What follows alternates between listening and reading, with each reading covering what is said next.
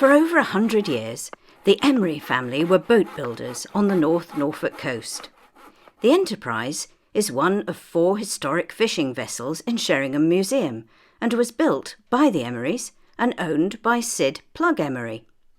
The Emery family still live in Sheringham, and Mike Emery remembers how it all began.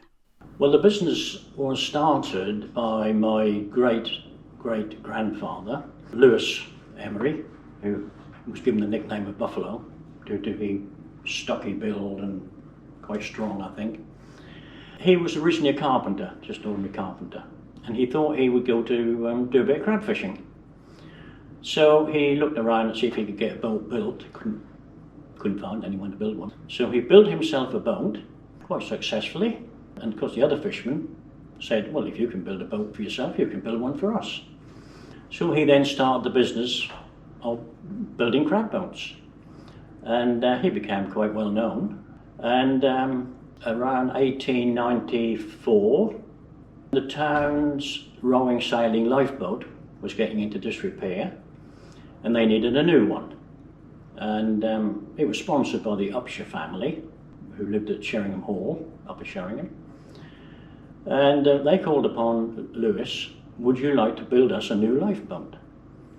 So his big claim to fame was that he built the second rowing sailing lifeboat in Sheringham, which is still on display. 4 sons helped him to build it. One son, who was called Robert, eventually took the business over when Lewis retired, because Lewis was like 77 years old when he started on this boat. And the business was taken over by his son Robert.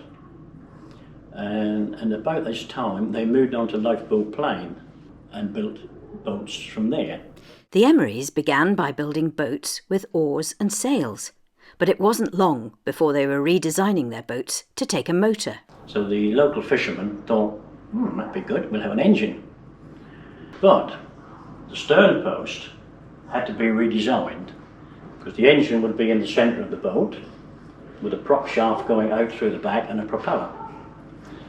So they couldn't have the type of stern post that they got for a rolling boat, because it was just simply that shape, you know. You couldn't have a propeller sticking out of that, because when you brought the boat ashore it would be all chewed up with the flints. So my great-grandfather redesigned the stern post, and he was the first one on this around here to do it. And the Sheringham Fishermen were the first ones to have engines here with this redesigned post. You can still see the Emery boat shed on Lifeboat Plain at the back of the museum. It's now a private dwelling with an added balcony and a blue plaque marking the legacy of the Emery family and its boat building tradition.